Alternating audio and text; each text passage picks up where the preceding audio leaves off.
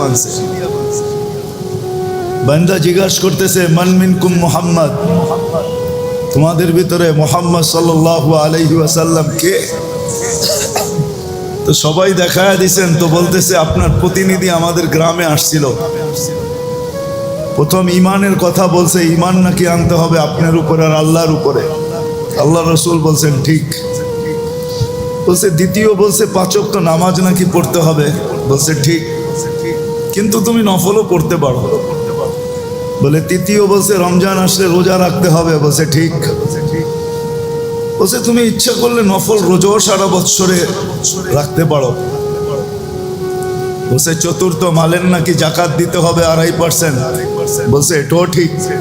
ইচ্ছা করলে দান খয়রাত সদকা অনেক কিছু করতে পারো। কি মরতে না তোমরা? মরতে না, নামাজ পড়তে না? হায় রে মরণ, এমন এক সময় আসবে মরণ, সময় থাকবে না। মরণ খুব ভয়ঙ্কর, মরণ খুব ভয়ঙ্কর।